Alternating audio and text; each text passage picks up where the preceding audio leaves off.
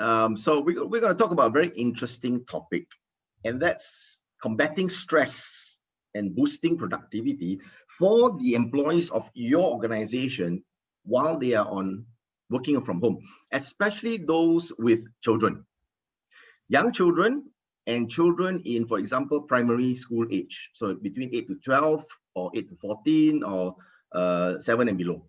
Okay, but this particular topic today we're talking about is more for children that's from 12 downwards. Okay, because these are the ones that take a little bit more time from the parents, because the parents have to become tutors as well as just family looking after them, making food for them to eat, etc., etc. So because of all this additional load, they too have to do their office work, and as a result, stress will come up. Okay, so before I begin, I just want to do a poll with whoever is here. We'll do a poll. So let me just do that. Yeah. Let me press it. Okay, I've already launched a poll for you. Yeah. And so if you could just fill in the poll, and then we can see, get a sensing of who we have here as participants. If you could just, can you see the poll? No, I think they are viewing the poll. They are viewing the poll. Yeah, they are viewing the contents. Yeah. Okay, they're able to key in. Are they able to key in? Yeah, I'm seeing some answers coming in now.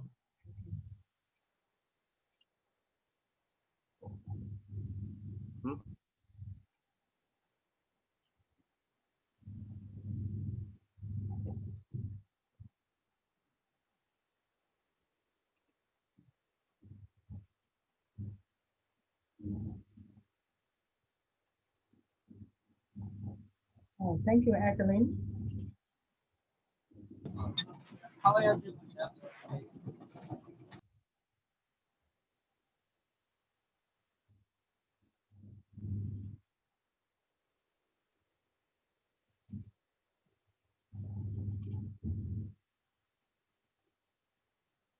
Just wait for 3 more. I think 3 more, or what? We've got 5 out of 8.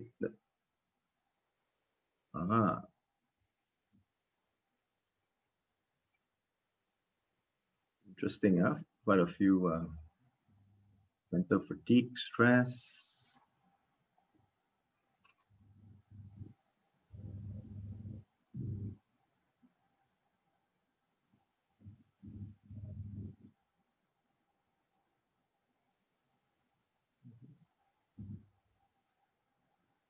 Okay, quite a few more than 6 years, or 6 to 10 years in the HR professional. That's very good.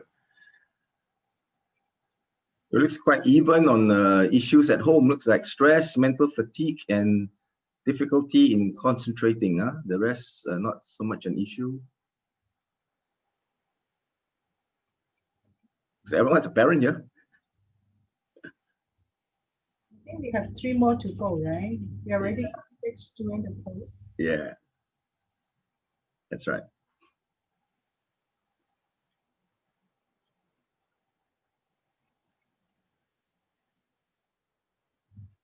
So Andrew, you let me know if you wanted to end the poll. Okay? Yeah, we can end the poll. We can end the poll, and we can see the results. I mean, just yeah. Yeah, I'm gonna share the results. Yeah. Okay.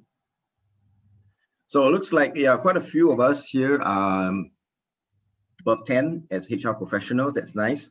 Even the 1 to 5, just wanted to have a sensing of where we are.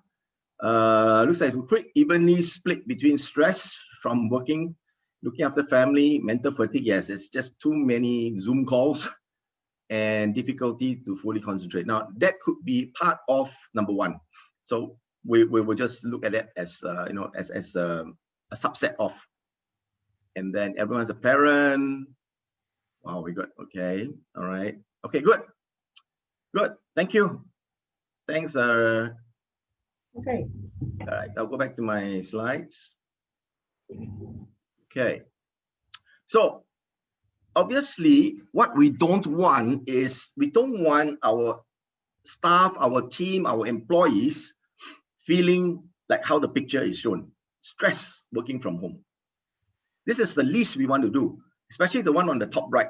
where the mother is actually zoned out because she's just so tired having to look after the children, because the children have so much energy, right? And so we need to find a way to curb some of these stress and some of this tiredness so that they can become like this. The children or the child is able to just do what he or she needs to do at the side, study on their own, while the parent is able to concentrate fully on the work.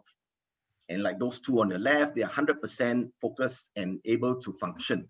So as HR professionals, we are supporting the leaders of the organization as a very crucial function, because that's why we are called human resource.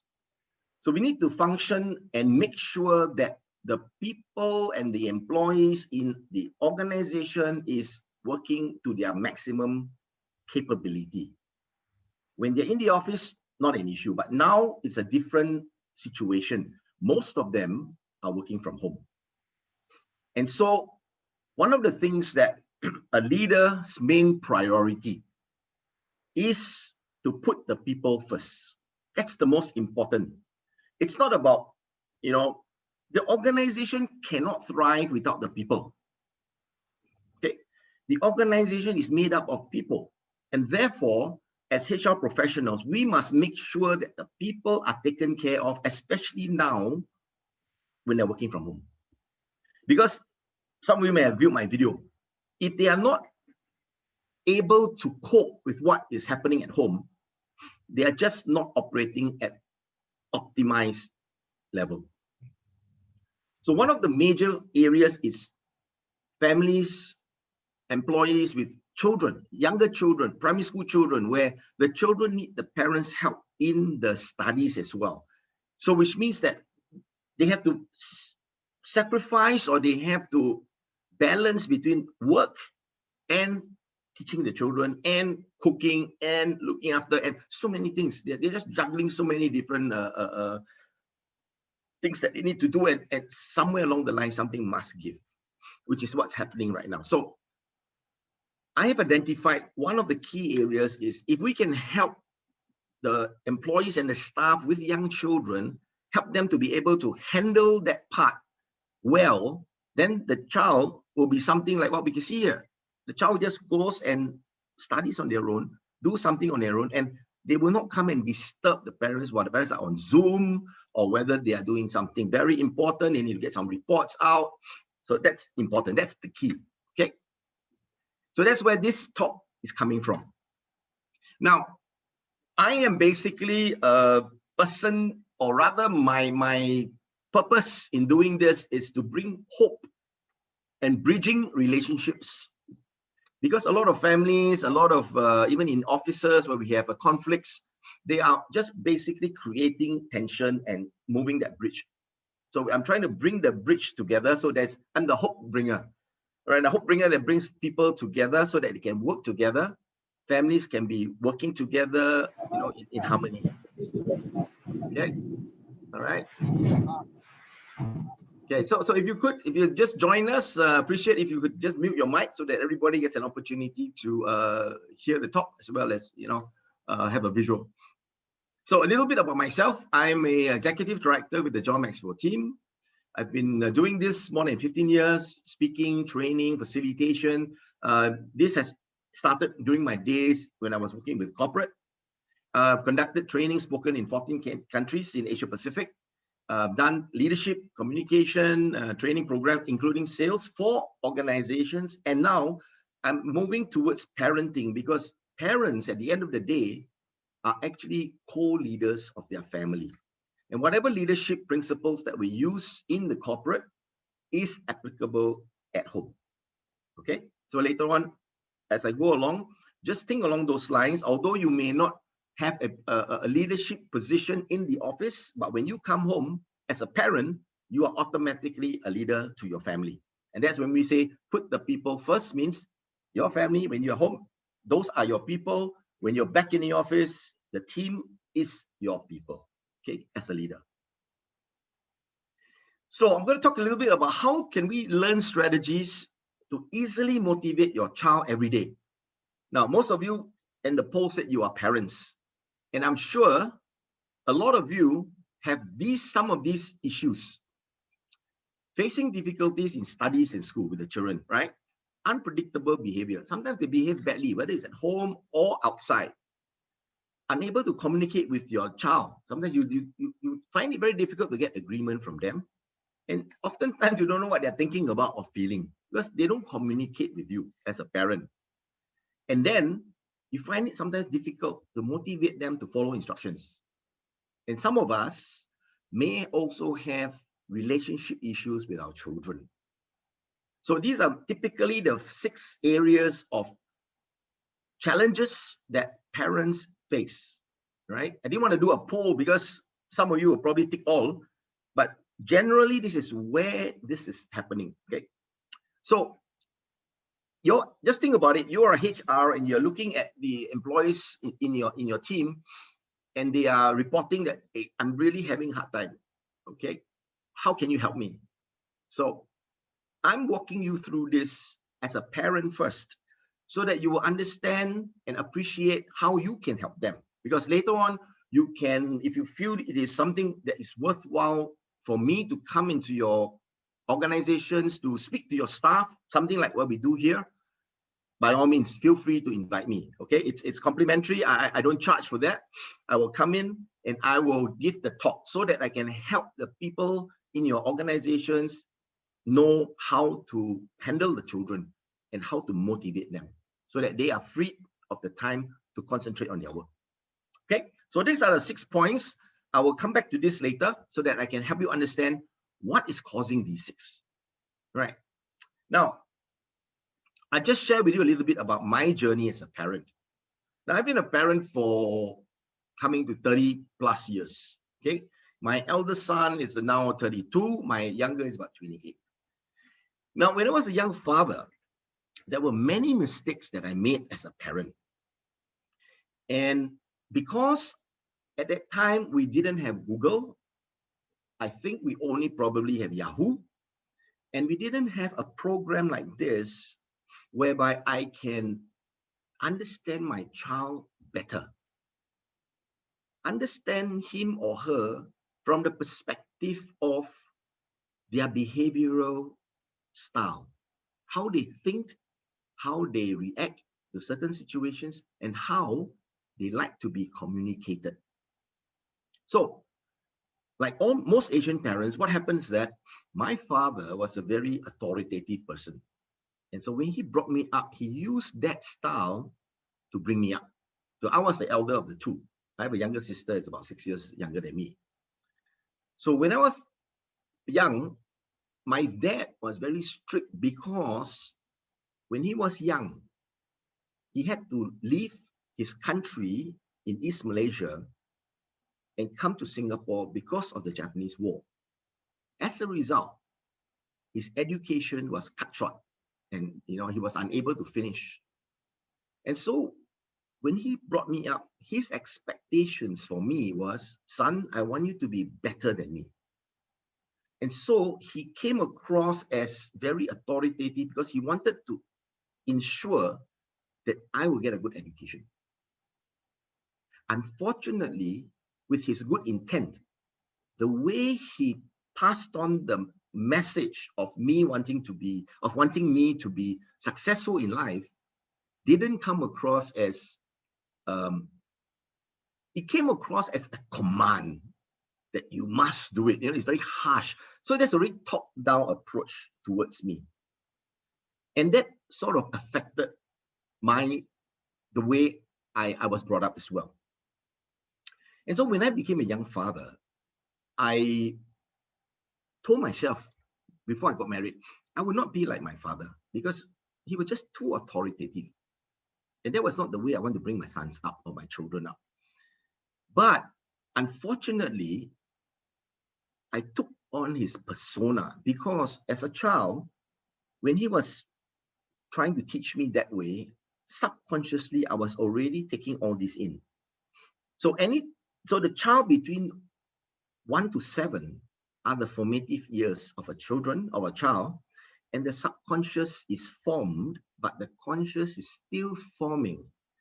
As a result, if we as parents say many positive things to the child during their age, the child absorbs positivity. However, if we say a lot of negative things to the child also absorbs the negativity because they are like sponge. The subconscious cannot differentiate between what's right, what's wrong, etc., what's good, what's bad. The conscious can, but the subconscious cannot. So they are just like sponge, they soak everything in, right? So what happens is that when we start pouring the negative, and we do not realize it, and we do not neutralize it then or as soon as possible, what happens is the child grows up with it and becomes an adult with that traumatic incident or words that were said to them all the way to becoming an adult. And anything that is similar in the incident that happened to them many years ago, when they are an adult, it would trigger that memory. So you will find that some of the employees may have this thing called they don't, whatever they do, they cannot succeed. They feel they have this low self-esteem of themselves. They have this thing about fear. So they have all these hang-ups, and all these actually came from a traumatic incident when they were a young child below 7. Okay, so that's basically where it came from, right?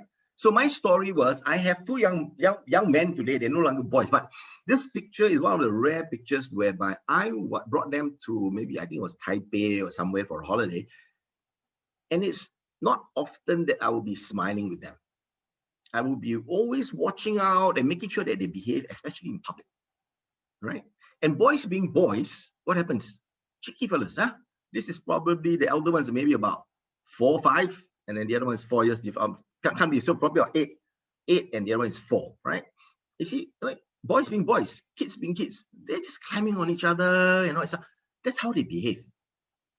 And I was very concerned with that, because what happened was that when they misbehave, I lose face, because people will say, hey, hello, this one, your kids, why can't you, you know, as a parent, why can't you look after them?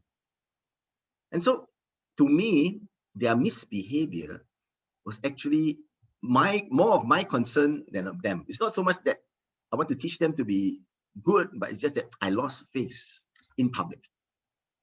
So my elder boy had also the brunt of my anger.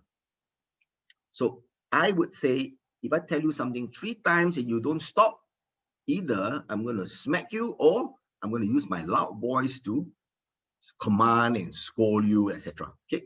So my elder boy was a very crybaby. He would cry, anything would cry forever almost.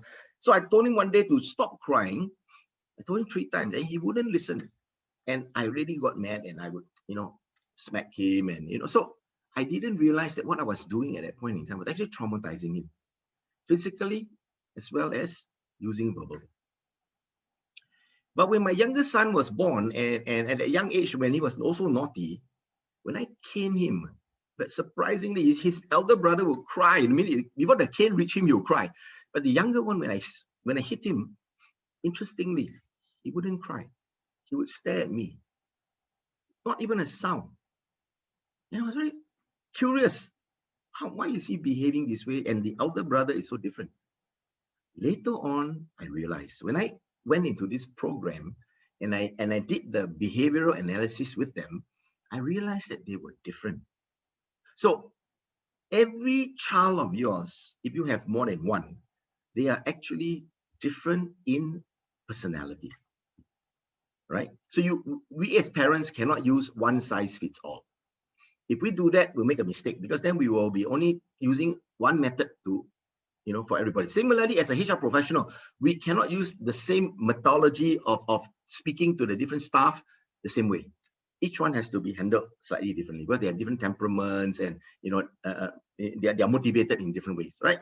So this is basically my journey. I treated my sons, you know, really, I gave them a really hard time, especially my elder one. And when he was 18, I was fortunate enough to attend a retreat.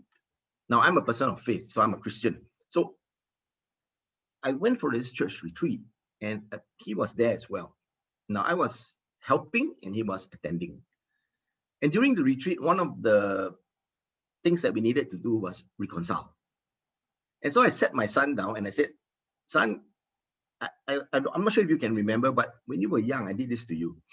I cane you a lot, I scold you a lot, and it was all because I wanted you to be good. It was out of good intent, but I want to apologize to you because I felt that maybe I went overboard by the way I wanted you to be really successful in life. And so I sat him down and I apologized to him and I asked him for forgiveness. And you know, it's difficult, right? Especially if you're a father, you're a parent, and here you are, you're a person of authority at home. And it was difficult for me because I had to let go of my ego. I had to come from the level of authority down to humility to tell my son that. But at the end of the session, I felt really good because I felt that I have reached out to him and tell him, son, I'm sorry, can you forgive me? Which he did. He said, yes, Dad, I cannot remember, but Dad, I forgive you for what happened.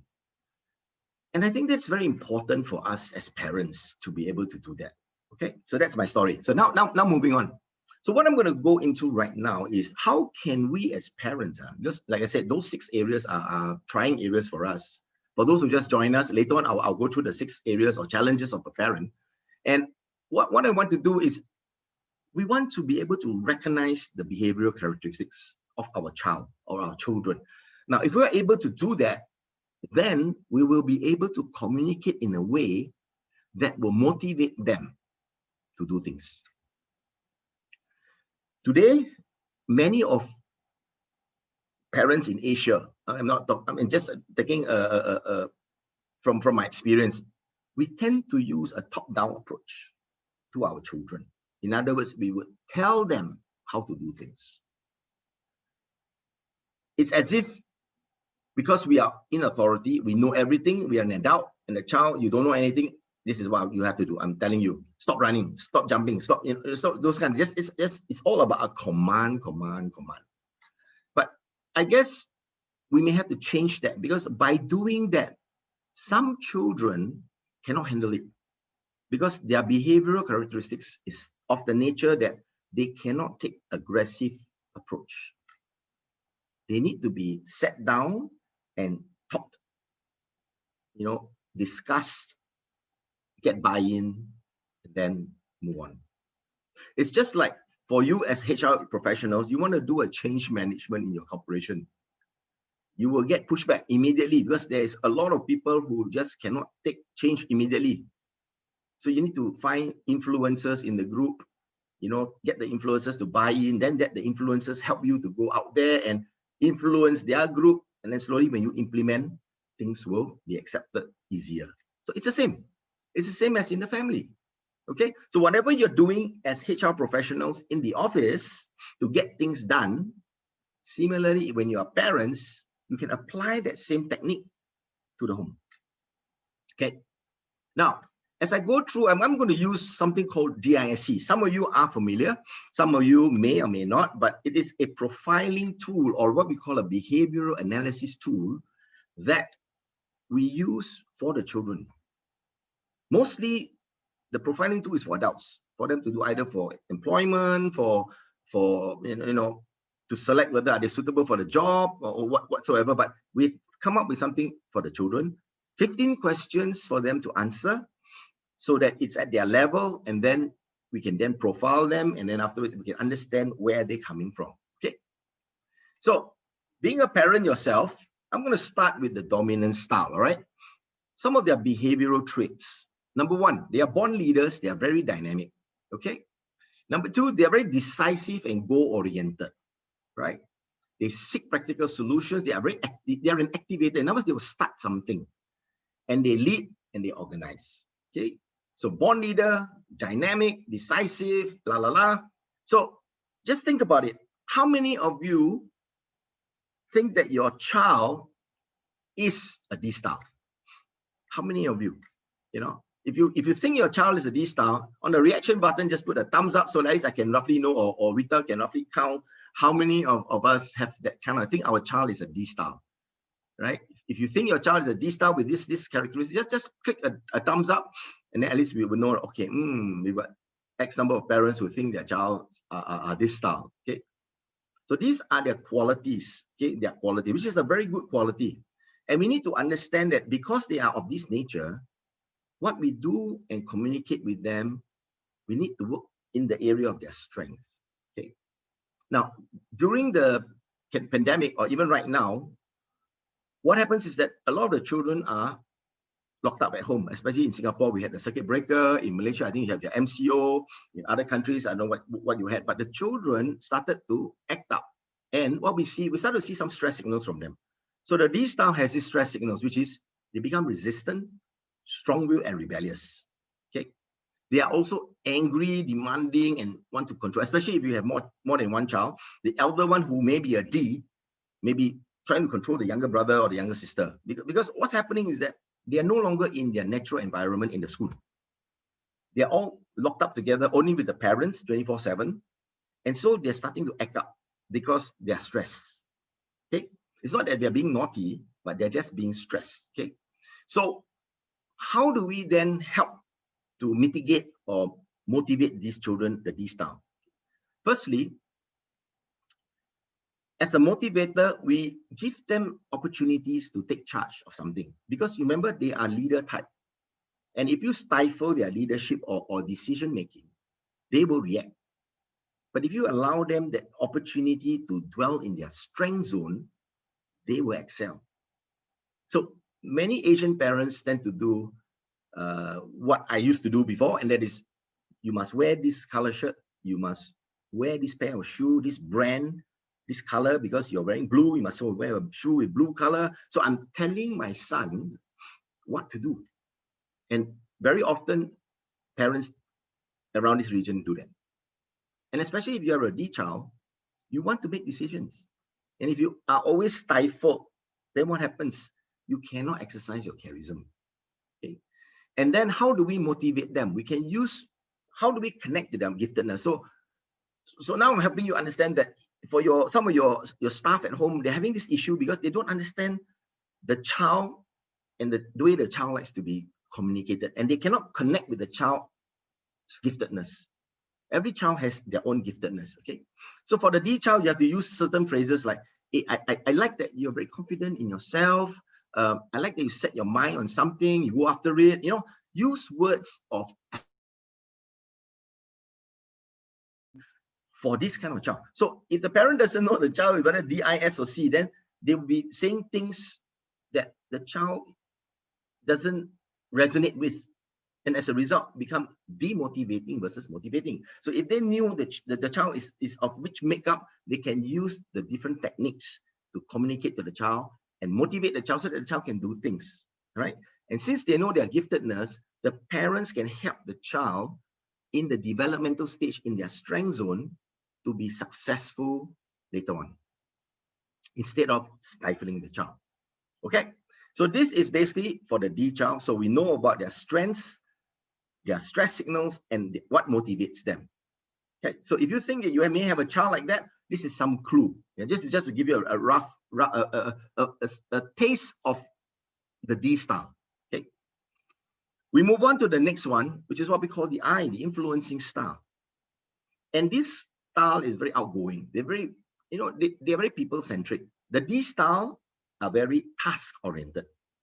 So in your office, you may have the different 4 styles, and you will notice that those under the D style, usually it's the bosses or the leaders, they're very task-driven. Okay. I style are maybe the people doing sales, customer service. They're the type that they like to work with people. So they're very outgoing, they volunteer for a job, makes friends easily, but sometimes very emotional, very inspirational, very high energy, where they have a lot of energy, right? And very creative and very talkative. Yeah? These kids are very talkative. They can make friends easily with anybody. So some of you may think, so how many of you feel that your child may be an I child? Now, all of us have 4, but it's a question of which ones are more intense. The one that is the most intense will be the alphabet of the higher of all 4. Okay, and it's also depending on where they are. Are they above the midline or below the midline? Anything above the midline, they are considered the dominant traits. So you can be DI, you can be DS, can be DSC, can be whatever. Okay. So just give us an indication who you think is your child, an eye child. Just give a thumbs up or give a wave from your reaction button so that at least we know, get an idea. Okay. All right. So moving on would be the stress signals. Although these childs are very inspirational, high energy, they too are stressed, because what happens is that when we have the MCO, the lockdown, we have the circuit breaker, these children, because they couldn't go to school, didn't have friends that they could meet with and play with. And as a result, they had to be locked up at home. And you would start to see these stress signals from them. Okay? They become very active, very impatient, and they become loud. And some of them even seek attention, negative attention. In other words, instead of being an obedient child, they intentionally become naughty. Right? They cry a lot, make a lot of noise. Why? They are seeking attention from you as the parent. No friends. You are the only one at home with them, and you're busy on Zoom. Here they need company. If they are the only child, even worse, if they have brothers and sisters, yeah, they can still play with them, right?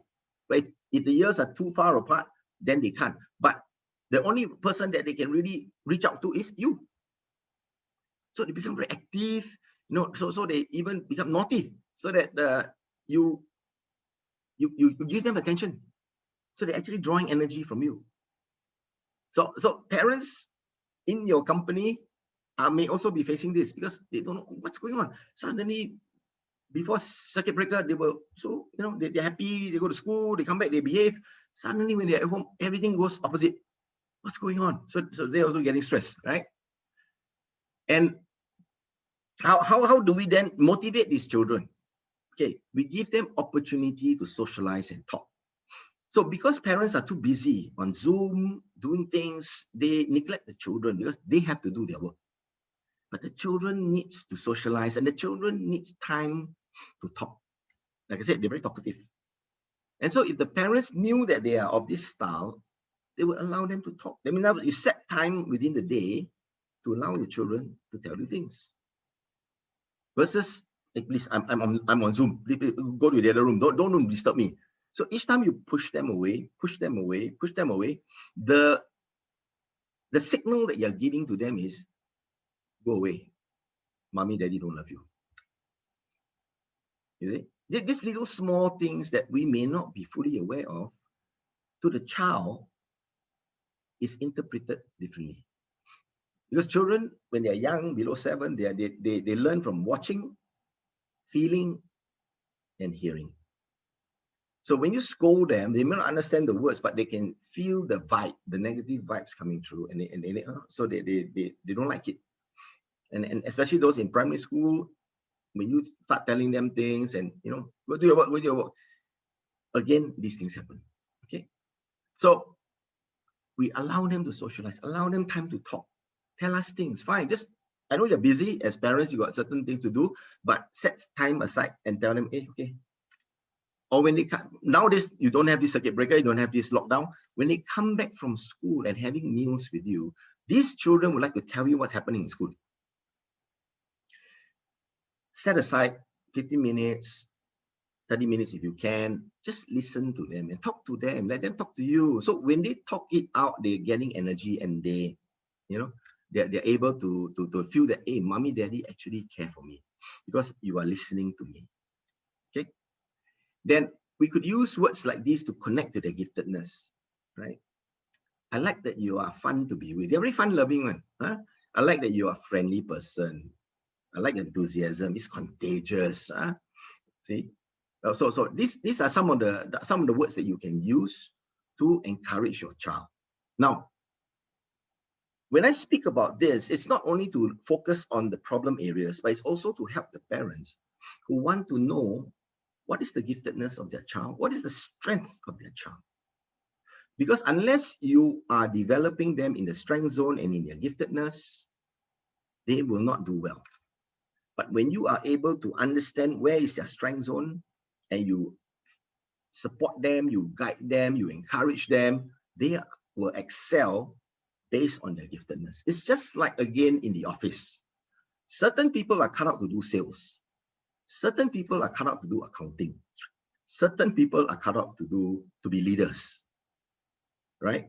We can train them, but their natural self is that depending on their DISC, they are wired in a different way. So those who are I style, typically, like I said, typically are very good with people, and they are very good in jobs like sales, customer service, anything to do with people, service and people. They're very good at that, right? They're very likable, okay? And so that gives you a little bit of clue. So again, just think about it. Your son may be, or your daughter may be a mixture of D and I. Higher D, slightly lower I, or higher I, slightly lower D. So it depends. Okay. Now we go to the third type, which is basically the S style. So the S style is what we call steady. They're very steady and easygoing, well-balanced. Very nice people. Very kind-hearted kids. Okay. Very agreeable, quiet, but they can be very witty, very witty, very agreeable, and they are always looking out to find ways to help others. Very good listeners, very good listeners. So in the office, you also have these kind of people. Very good listeners, very kind-hearted. They're always out there to help you. They're very good in a team. These are very good team players. Very good team players. And you can rely on them to do things. You give them a piece of work, they will finish it first before they start something else. Okay. The I style has got a different way of working. They can multitask. Unfortunately, they are not very detail centric.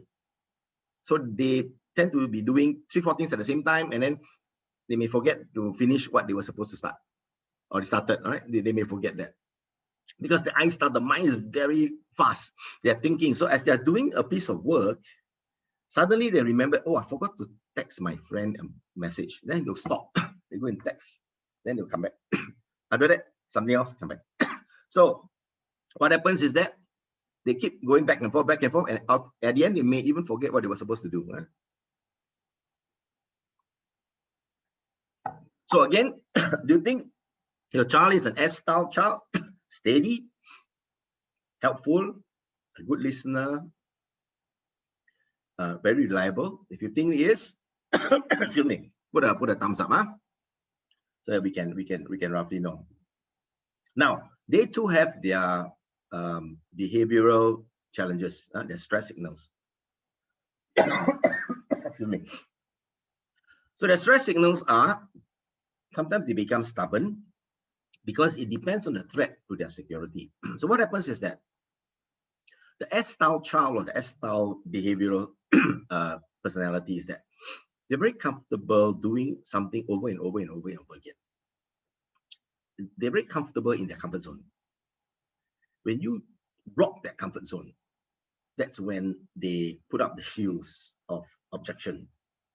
Because to them, they feel that you are threatening their security or you're shaking their bubble, their comfort zone bubble. And then they will push back. So just give you a tip as a HR professional. If you have 100 people who take the profiling, about 67 to 69% of them would end up being the S style. They would have an S style. So when you do change management in the office, you will get pushback because majority of them would be an S style.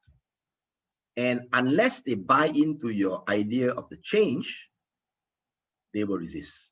And that's why in corporations, they find it very difficult to suddenly push change management. They must do it gradually in batches, get some wins, then continue, announce the wins, small wins, and then continue, so that the S-style employees will buy in. And if they have an influencer that is working with a couple of S-styles, they should then work with the influencer, get the influencer to buy in, then the influencer will go in there and help them to spread that change that they want to make. Okay, so the S style is, the communication style for them would be no aggression. Don't come across aggressive with me, because when you do that, I will retreat. So similarly with the child, if the S style, if the parent is very forceful, the child will withdraw, just like a snail or a turtle. You go into the hole, and then you find it very difficult to connect with them later. All right? So they may act up during the stress periods. They reach out for relationship even stronger. Why? When they're in the lockdown, their security bubble is threatened. No friends, no nothing. And so the only person that they can reach out to is you, the parents. So therefore, they come towards you more. And as you are having more Zoom, they come even more because they need the connection. And because you don't know, you don't understand why they're coming, you keep pushing them away. Go away, go away, go your corner, go do your work. Then again, you're sending the wrong signal because you don't know that they're coming because they just wanted a hug. They wanted to just you to give them a pat, and then off they'll go. They'll be happy, then they go because they know that, oh, I'm still secure in my mommy still loves me. But instead, we misinterpret that as being naughty, and we shoo them away, and as a result, send a wrong signal to them. Okay? So what should we do to motivate them? Emphasize you need their help more and give them things to do. Boost their confidence that, okay, for example, well, mommy today very tired. I had so much Zoom to call and so much Zoom calls, and then I have to do the dishes, I have to cook here. But if the child can handle cleaning up the dishes, etc., then delegate some work to them. Let them do it. Let them do it. So that they feel that, oh, they are part of a team. They are contributing to the family, which is the team. See, give them things to do, but also make sure that they can succeed. Don't just let them do it and you just put them into the deep end. Similarly, in the office, if you're a leader and you are empowering your people and delegating your work, make sure you have a lifeline.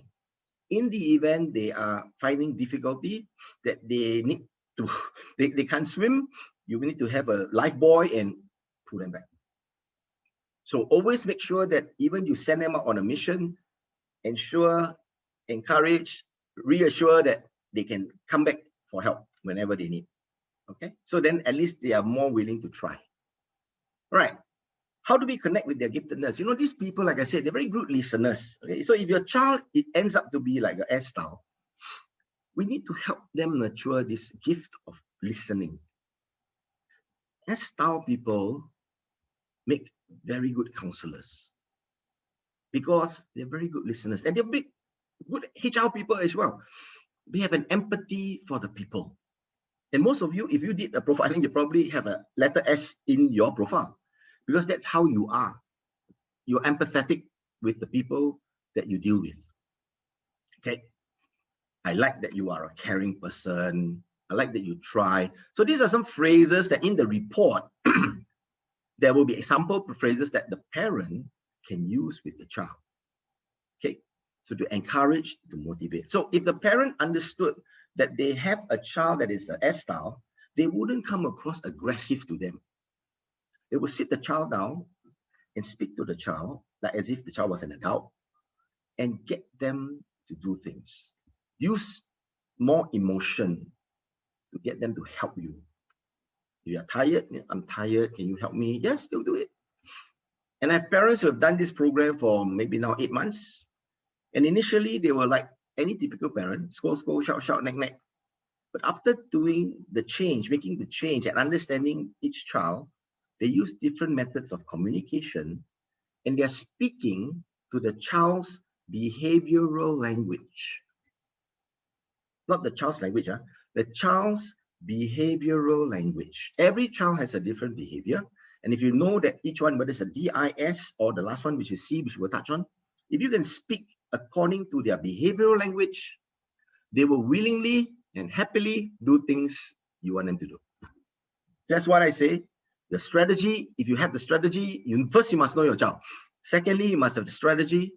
If you apply the strategy, the child will willingly do it. So if we can help your staff or your employees understand their children and then take the right strategy, half the battle is won. At home, they can concentrate on doing what they need to do and just let the child do what they need to do. They can make sure that the child will listen to them. Right now, they don't, because they don't know the child's makeup and they're using one method. And as a result, instead of motivating, they're demotivating the child. Okay. Now, I forgot to mention that if, as I'm speaking, any questions that come to your mind, you can type it in the chat group. And then Rita will just, look at it and consolidate. Later, we'll have a Q&A, and then she will raise some of the questions, or we will invite you if you want, just unmute yourself and just ask the question, and I'll help you out. I'll just explain if I can answer your questions, okay? Now, we move on to the last one, which is the C style, which is the conscientious style. Now, these children are very analytical, logical, neat, and organized. Now, this neat and organized, I have to put a caveat there. When they are children, they're not necessarily neat and organized all the time. My sons are also C style. I've got a C style son. When they're young, they're not necessarily organized, especially boys. The rooms are going to be so messy and all that stuff. But surprisingly, now that my eldest son is married, at home, when he was in the past at home, he never lifted a finger to do any housework. Partly our fault, because we had maids, people to help them, bring them up when they're young. So they never had that opportunity to do that. And so what happens is that when they grew older into teenagers, when we no longer have a helper, domestic helper, they continue to, have the same mentality. So as a result, they don't tidy their room and all that stuff. But ever since my elder boy got married, whenever I visit him at home, I always see him carrying around, nowadays you have this Dyson portable vacuum cleaner. He'll be with a vacuum cleaner, cleaning his room. If we have a rack, cleaning the tabletop. So I asked him, son, when you were staying with me, how come you never lift a finger to do all this? Now that this is your own home, I see you almost cleaning your house every day, every time when I come. So I asked him, were you a boarder in my house? I should have charged you for boarding. So anyway, so again, not necessarily they'll be neat and organized when they're young. But they're very creative and very conscientious, very detail-oriented. And they are able to spot mistakes easily, very deep thinkers. So when you have a child that's always asking you questions about why this, mom, why that, why this, that, and all that stuff, chances are they may be someone that's thinking and trying to gather data. They're analyzing, what's going on. They're learning all the time. They're learning. So these childs are very, very good. And these are their gifts. So sometimes when you go for a holiday, when COVID's over, if you have a C-style child, allow them to plan part of the itinerary. If you want to go on free and easy, for example, give them the opportunity to do research, plan an itinerary, and execute. Don't stifle their giftedness. Again, they too have stress signals. So how many of you feel that you have a C-style child? Very creative, and they do painting. Everything must be very spot on. They're very conscientious. You give them to do something from step 1 to 10. They must finish from step 1, 2, 3, 4 up to 10. They cannot skip. They are such that their brains are wired in a way that they must follow the step. Very law-abiding. So if you feel that you may have that kind of child in any of your children, just put a a reaction button, and we can see how many of you have that type of children. Right. So what are their stress signals? Sometimes they're overcautious because they don't want to make mistakes. Very critical, sometimes on themselves, especially when they make a mistake. Sometimes very pessimistic. Don't think it will happen. And then tendency to blame others for, if they're in a group and the group didn't score well, they tend to say, oh, it must be your fault. You never put in effort. I should have done it, that kind of thing. So those are their stress signals. But then how do we motivate them? How do we motivate them? Give them opportunity to do research, to analyze, to ask questions. So don't stop them from asking questions. They are learning, they're picking things up. Give them the opportunity. And how to connect to their giftedness. Again, like I said, they're very good at, very meticulous at doing work, research, analyze. So I like how you always try to do your best. I like that you like things to be organized. I like that you listen to what others say and feel. So these are the encouraging words. So parents, if we know how our children or our child is wired, we are able to adapt our style of communication to suit that child's behavioral language and communication style as well. Okay, so as a summary, we can see on the D, these are their behaviors, their stress signals, the I, the S, and the C. Okay, so these are the 4 different types that we use the DISC to profile the child, and we understand their communication style. Right.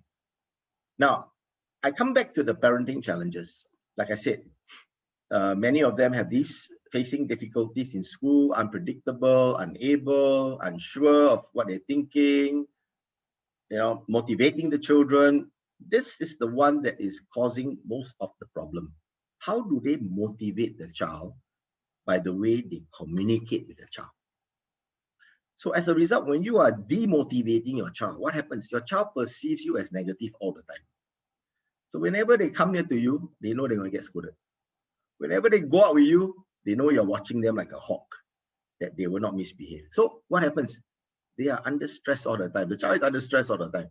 So if I turn this back into an employee in the office, and you have a boss that is a parent, like a parent, and he's always watching to try and catch fault of the employee, very micromanager, what do you think the employee will feel? Stress, right? Feel stress. I, for one, would not like to work for a boss who's a micromanager. You just tell me what you want me to do, you leave me alone, I'll deliver.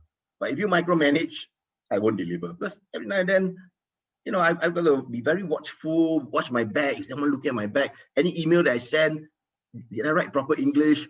There are bosses like that, and there's no fun working for bosses like that, okay? So where are these parenting challenges coming from? Mainly from communication. Parents not understanding the child's human behavioral analysis and how the child likes to be communicated. So I'll just take some of these questions and reasons why. So possible causes are here. Firstly, not communicating in a child's behavioral language. When you are able to do that, no issue. The child will be able to receive your message and willingly do what you want them to do. Okay, so they're very receptive if you talk to them in their behavioral language.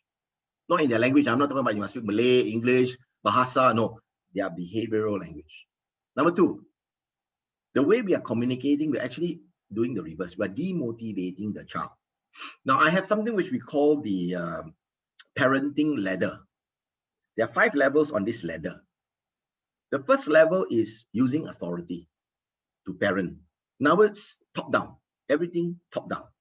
So most parents forget that there are 4 other rungs. And so what happened? They stay on rung number 1 and bring the child up from birth to even a teenager.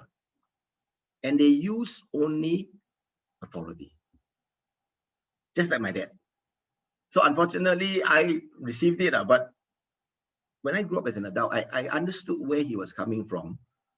When I understood the history of how he came to Singapore and what was his intention. So many parents have good intention. All of us have good intention. We always want our children to be the best and to be better than us. But the way we communicate demotivates the child if we don't understand their behavioral language. We trigger their fear. Every of the DISC have a particular fear. And because we don't know how our child is wired, we actually step on their fear and accidentally trigger their fear. So what happens? They withdraw. And you eventually find that your relationship with your child becomes further like a bridge. So that's why I'm saying I'm a hope bringer. I bridge relationships because what's missing is that center gap. Most of these things are communication. So if I can help the parents understand how to communicate with the child, the bridge can be brought back and the relationship restored. Okay. We are telling instead of asking. Most Asian parents will tell. Example, when they go out, stop running. Why don't we change that around and use asking instead? So if you were to run, and what will happen if you run around and you fall? So what happens is that we're creating a teaching moment. So for HR professionals, you are very familiar with coaching techniques. It's the same. We use coaching techniques, we use questioning to draw answers from the child so that you allow the child to think and find the answer for themselves. At the same time, you're teaching them versus just telling, because people don't like to be told. Help them to learn through asking, okay? We're not verbalizing our appreciation enough. Some of the adults, the parents, they are also the S style or the C style. The C style and S style, they are very reserved, whereas the D and the I are very outgoing. But if they are a S or C style parent, but the child is an I style, which thrives on appreciation, praise, and affirmation, and the parent doesn't open the mouth to tell the child, thinking that what I do, by way of what I do, the child should know I love them. I provide them food. I work to past midnight to bring the money home. I do this, I do that for them. But to the child, he needs to hear it. He's not bothered about seeing it. He can't even see it. He needs to hear from the parents that, well done, son. Well done, daughter. Keep doing it. He needs to hear. But the parent is getting a different signal. So that's the mismatch. Because the parent don't understand the child. Okay, so that's the cause, and the child thinks that the parent don't love him or her. Next, most parents are very focused on results. They do not focus on the effort. So we pressurize the child. Why you score? Why you miss the mark? Why you this? Why you that? You know what I mean? We should look at the effort. What does the child put in to try and reach that level of competency? You know, I share with this story. Once I was talking to a young adult, a girl, maybe about in the 20s, working, and we were just generally talking, and then we talk about childhood, and then about this issue of how was her father to her when she was young. And she asked me, "Uncle, can I tell you something?" I said, "Yeah, sure." You know, when I was in my secondary school, and I got my results of my exams, and one day I brought my report card and told my father that I scored 96 for maths. 96 out of 100. I said, that's not too bad, right? I said, yeah. But you know what my father told me when I told him that? I said, no. He must have said, congratulations. He said, no. My father told me, why did you leave 4 points on the table? I said, your father said that? I said, yes. And she said, I was very disappointed with my father. And I said, if I were your father, I would have given you a big hug, because my sons never even smell 80. So, you know, things like that. We're so focused on the results that we forget that the child tried their best and achieved 96, which is fantastic as far as I'm concerned, right? So don't pressure the child by just looking at the results. Look at the effort. So these are some of the possible causes that we as parents are doing unknowingly, but indirectly demotivating, triggering their fears, etc., etc. Okay, so I'm just highlighting this. So since you are parents as well, I'm sharing this with you because this will be something I will share with the staff, with your employees when we do the webinar for them. And hopefully then they take home something. They say, oh, okay, let me go and figure out, it's my child this, you know, that. And then from there, once they understand the child's strengths and giftedness, they can then tailor their strategy to help the child thrive and grow and be successful. So if you imagine your child 10 years down the road, 15 years down the road, when they're adults, they're going to work. And if you start nurturing them in the right way, in their strength zone, instead of spending time putting them to music lesson or this or that, which is something that they don't like, they don't thrive, if they're an I child and they're talkative, they're very inspirational, why don't put them into speech and drama? Develop their speaking skills, develop their acting skills, so that when they become an adult, they're very good at presenting. You know, they're expert at it because they already started when they're young. Or if they're C style, Put them into art classes, drawing, painting, because they're very meticulous, they're very detail-oriented. So let them thrive in their strength zone versus putting them into something that they totally don't like to do, and you're forcing them. You try to put a square peg into a round hole. It would never happen. They're not in their strength zone, right? So let them thrive in their strength zone. So these are the possible causes, all right? Now, so if we can unlock a child's potential, we're setting them up for success. Because we don't understand them, we're actually setting them up for failure. And oftentimes when the child reaches about 15, 16 teenage years, when they have their wings, they will want to fly away from you, because whenever they're with you, they only get negativity. Who likes that? If you work for a boss like this, what will you do? Every day your boss will scold you, check on you, all that stuff. What will you do? You'll probably give him a resignation letter and tell him, bye-bye, I'm going to look for someone else. I'm going to work for someone else who's a boss, more kind-hearted, caring. But unfortunately, our children cannot resign on us. Our children cannot give us a resignation letter, much as they may wish to do or like to do. So what's the next best? They don't spend time with you. They spend time with the friends.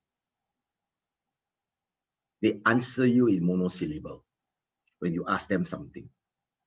There's no joy from them to talk to you anymore, because every time they come to you, it is nothing but negativity, telling them what to do.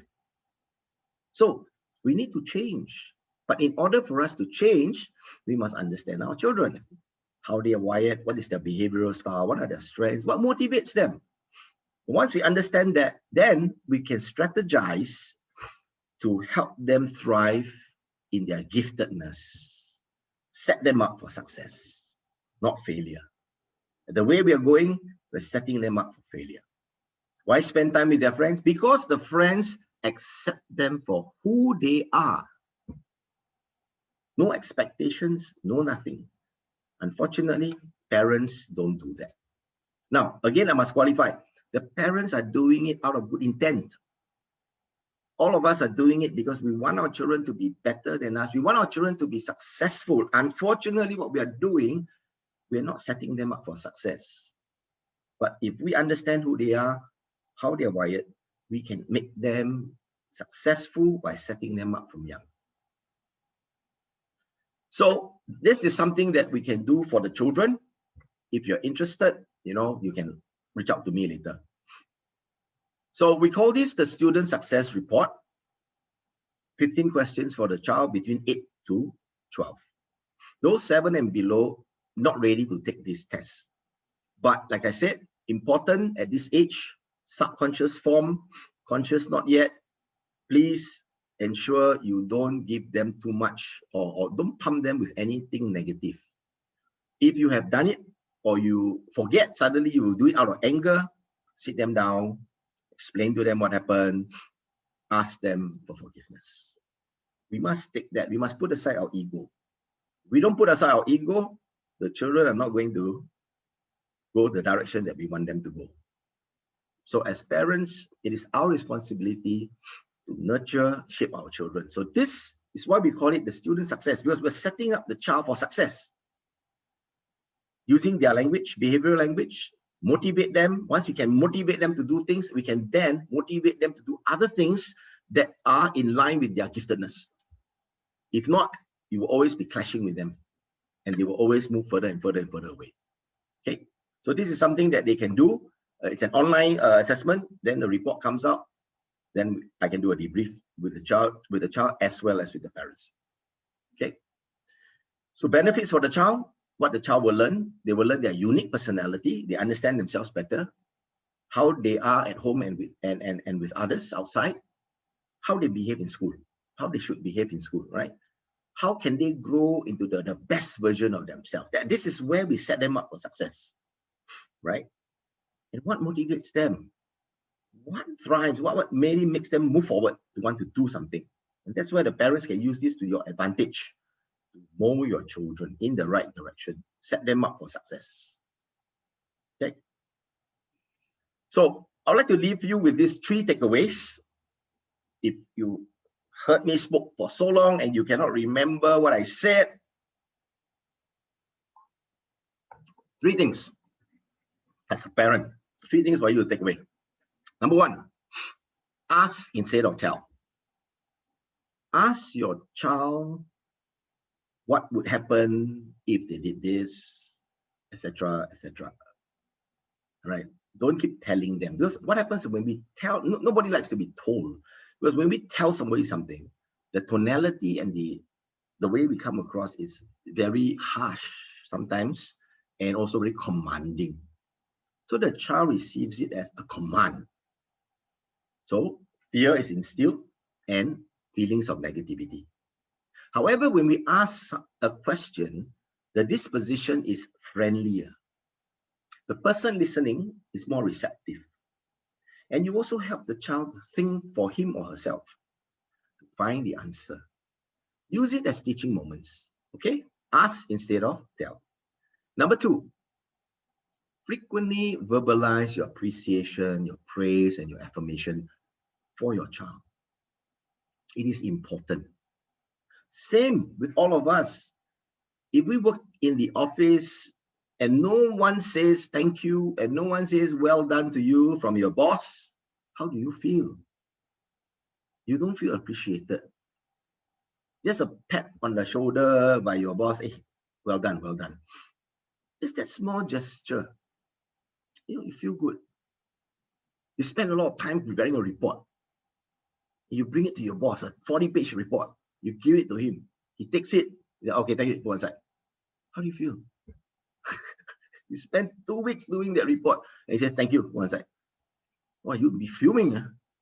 But if the boss takes it, and at least if he doesn't have the time to read, he just flips it through it. Wow, I think, wow, this is really good. You made all these graphs. Oh, that's really wonderful. Okay. Let me read it later. Okay. I really thank you for putting in so much effort. But I'll take the time to read it later, because right now I'm engaged in something else. When he comes across that way, you feel good, because he appreciates what you have done. All right. So same with the children. The children want to hear the praise and the encouragement. Want to hear, well done, son. Well done, daughter. You make me proud. But don't just stop there. Why did he or she make you proud? Go further. Explain to the child. You made me proud because you did this, you did this. You were empathetic, you were compassionate, you did, So go beyond just stopping at you made me proud. Okay. Number 3, praise the effort, not the result. Praise the effort, not the result. Don't be too result focused. When we did things for the first time, just even your job, even your own studies, we never did it well. Anything that we do for the first time, we don't do it well. But being HR professional, some of you said you've been a HR professional between 1 to 5 years, some 5 to 10 and beyond. For those who have been a HR professional for longer, what you do today is almost second nature to you, because you have done it so many times that it's automatic. It becomes a habit. But for those within 1 to 5 years, they may be doing it for the first time. And they too need to get good at it. So even same with your children. Don't expect them to be good first time, second time. They're kids, they're learning, they're growing. I'll share with you a story. Yeah? This man had a daughter. The daughter went to school, took a test. And she came back with a result of 2 marks out of 10. 2 marks out of 10. And the father looked at the daughter and he said, well done.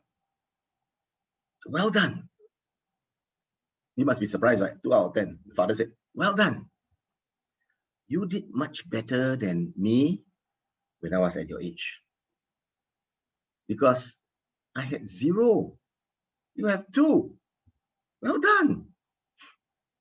And because he didn't scold her, but encouraged her by saying, well done, but next time, I'm sure you can do better. She managed to creep all the way to 10. Most of us would have scolded our child. Why? What? How come you? What happened? Those kind of things. But if we took it from a different approach and be kinder, look at the effort. What did the child put in? If the child was lazy and it's like, okay, that one you can, no. But the child did put in effort, but just couldn't, understand, So we need to help the child improve as well. So how do we communicate is important. What do we communicate is also important. But do we encourage? Do we scold? If we encourage, they will want to do better. Because they know that mommy, daddy's not going to scold me if I put in the effort. If I try my best and I still go and get the result, I know they won't scold me. They will encourage me to be better. Okay. So these are the 3 takeaways I want you to remember. Ask instead of tell. Frequently verbalize your appreciation, praise, and affirmation. And lastly, praise the effort. Focus on the effort, not just the results. Okay. Now, I'm coming to the end, but before that, I just want to do a Q&A. I'll open up to the floor. If you feel that you have a question, feel free to unmute yourself, or if Rita got some on the chat, please, I can take questions. Okay. Right. So wow, so many questions. let me take a look. Okay. Yeah. Participants here. We have a few questions here. Yeah. And the first one was okay, may not be a question, but something in the mind of one of participants. Yes. It's undeniable, especially now that work from home while caring for children has an impact on our performance. Imagine if we have a bad day looking after children, and after that we have a meeting with our boss. Yep. And imagine how unstabilized you're thinking. Are thinking at that time. So her question is there any suggestion regarding the most widely used approach to balance our thinking while separating personal and professional matters at the same time? Okay. Firstly, there's a need for a mindset shift here. A very quick mindset shift. There was once someone who shared this with me. When he went to the office and had all the stress and was coming home, he had a plant outside his house. Before he entered the house, he would touch a leaf. Then he went in. Every day you do that. And what was he doing was, when he touched the leaf, he was basically transferring all that negativity to the plant, and he walked in. And he had the mindset change already. Intentionally did that, and he had to change. So you could try something like that. Intentionally do something and just say that, okay, all my negativity is going there. Now I'm in a new zone. That's one thing. The other thing is, obviously, find a way to, if you can, take the child caring part. If it's baby or that, okay, you don't have a choice. But if it's young kids, that you can, help them to work with them on this area where they can go off and do certain things and listen to what you are doing, listen to what you want to tell them to do. That will take the stress off you as well. That's another area. So it's basically a mindset shift. A very important, quick mindset shift. But some people do it by anchoring. So they anchor or something, let the negativity go or the pressure, then they go in for a meeting. That's one way. Okay. Thank you. And you're welcome. Another question is, although my child is an adult, the anxiety level is higher than usual, would hope to recover some methods to help in managing mental wellness. The DISC model is a great way to define personality. And I think he would like to receive some methods, right? To help her managing mental wellness. Yeah, okay. It depends on what mental wellness and at which stage we are talking about. If it's relational, relationship, and it depends on where the anxiety is coming from.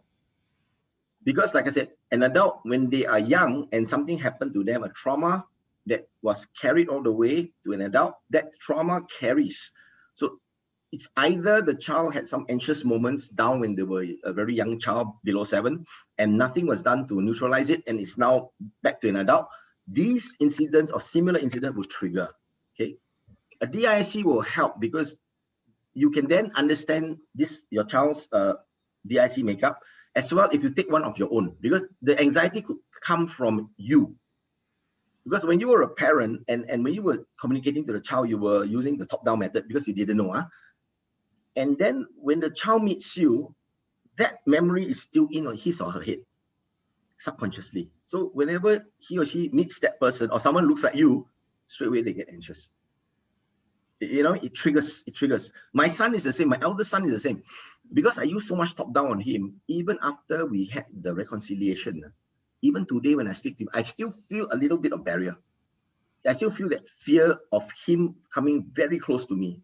Because I still think that the whole incident has not been cleared, has not been totally neutralized. Most of it has, but some are still there. So as a result, there is still this tension between him and me. We cannot like, you know, that kind of thing like that. I can still feel that tension. So it could well be that that's what's happening. So if that's the case, then some other method of neutralization is needed. But it'll be helpful if you did a DIC yourself and your son or daughter did a DIC, and then you can understand, looking from the graphs, we can tell how each one reacts under pressure. That will help to find where's the root cause. And also a little bit of history. Okay. Yeah. Yep. Entry, another question. How to shift the urge of frustration when the parents has urge of responsibility to teach the children to complete the homework, even though they can pay tutors to do the job? So the question is the parent teaching the child or is the tutor teaching the child? How to shift the urge of frustration? I think the question is. Okay, the frustration can come from different areas. Okay, I give you an example. The debriefs that I do with the parents who did the DIC. So parent did DIC, child did DIC. The mother was a high C, so very conscientious, right? So she follows the rule 1 to 10, cannot skip. The daughter is a high I, very influential, you know, stuff. The clash was because the mother was a high C and daughter was high I. So the mother set a timetable for the daughter. When you come home, you must take a shower, have your lunch, start studying 1 hour. No, cannot move for 1 hour. You must study, take a break. Next subject, another hour. Okay. So what happens is, because the daughter is a high I has very short attention span. Typically, maximum 10, 15, 20 minutes maximum.